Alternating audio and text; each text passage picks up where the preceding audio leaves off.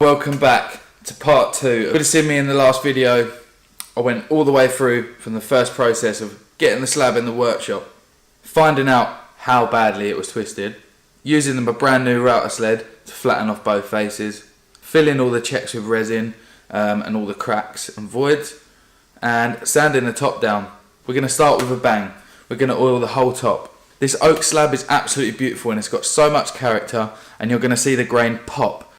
So while I was editing this video, I had to delete some files off of my hard drive to make way for the new files that I was going to be editing, and subsequently deleted the videos of me applying the oil onto the slab.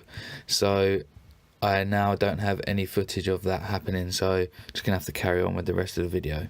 Sorry about that. So now that this slab is sanded right down to 400 grit, it's got 3 coats of oil on it. Now I'm going to work out where to position the parts of the track on the top of the slab.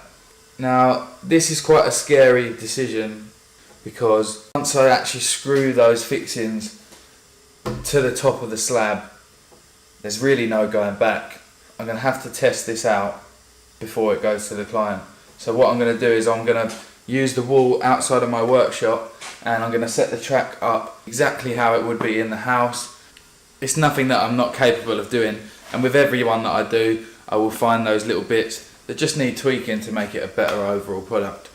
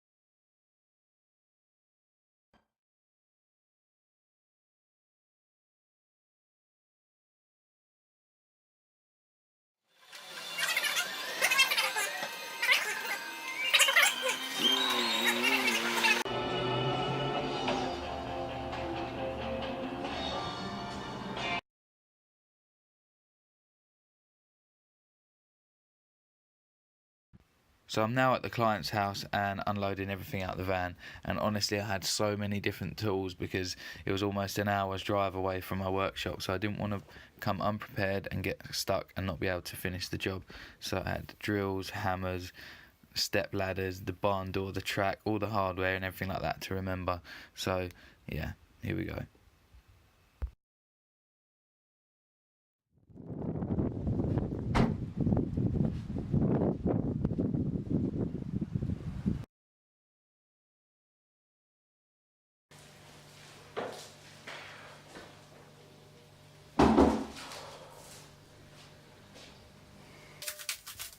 So I'm just unpackaging the slab here, and I put some black shrink wrap around the slab just to protect it, and also there's a foam piece at the bottom there just to stop it from getting damaged.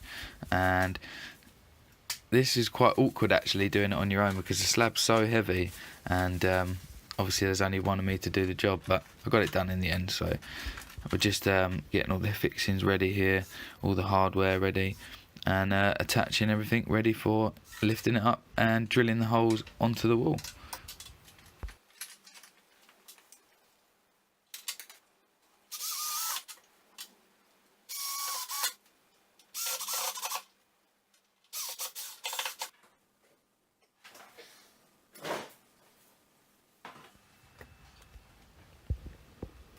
Now for the fun part again, working out exactly where that slab has got to go with regards to the soft closing mechanism. So the soft closing mechanism obviously stops very close to the end of the track, and I just need to work out exactly where my first hole has got to be drilled, and I've only got one shot of that as well, so pretty scary stuff.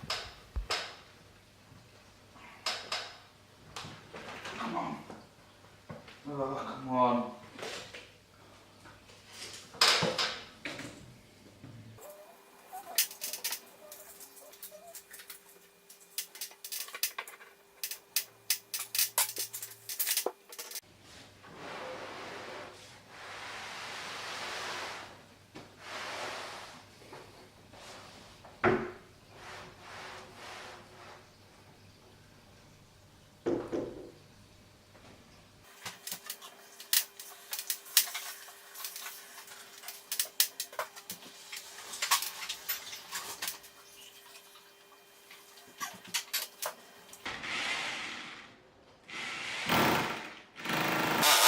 And I very quickly realised that there was quite a lot of dust coming out from drilling this hole, so I had to get the hoover out and obviously use the drill and the hoover at the same time, just to get rid of all that dust and stop it going everywhere, all over the windows.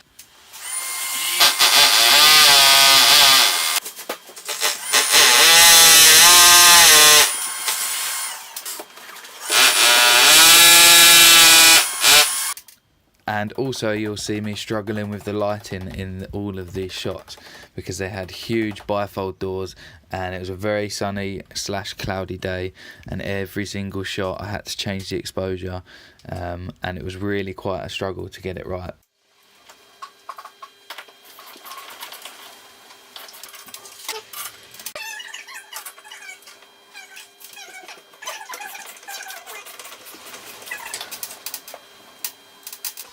Now, I've practiced this quite a few times and it's been up and off of the tracks at the workshop maybe 4 or 5 times, and for some reason I just couldn't get it on, and I was really hot and starting to sweat and starting to struggle, but I got it on in the end.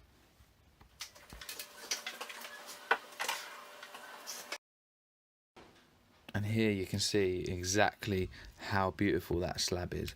All the colours and the grain and the black resin as well, mixed with the live edge, is just absolutely stunning, and I'm really excited for this part of the video. So here's the first test on pushing the live edge slab and making sure that the soft close mechanism works, and well, it works. And here you'll see the soft close mechanism working, an absolute treat. Really happy with how this has worked out, and to be honest I couldn't actually stop doing it. It was just so, it wasn't fun, but it was just very pleasing to see how well that the soft closing mechanism works on this door. Really happy with the results.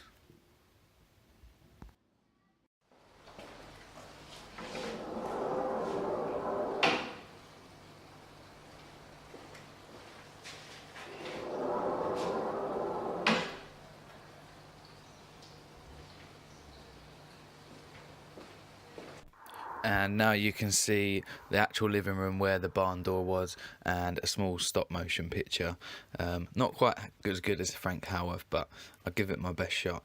And yeah, I'm really happy with the results, and the client was extremely pleased. So I'm going to put a few pictures up now and show you everybody exactly what it looks like. So just want to take a bit of time to say thank you to the clients first of all for letting me do this project, and it was an absolute pleasure to work with you, and I hope you're as happy with the results as I am. But everybody out there who's watching, please, if you did like the video, give it a thumbs up and subscribe to my channel for more projects. And don't forget that you can see me over on Instagram at darkironfabs, where I post every day on my story in the workshop and beyond. So thank you very much for watching, and well, I hope you enjoyed the video.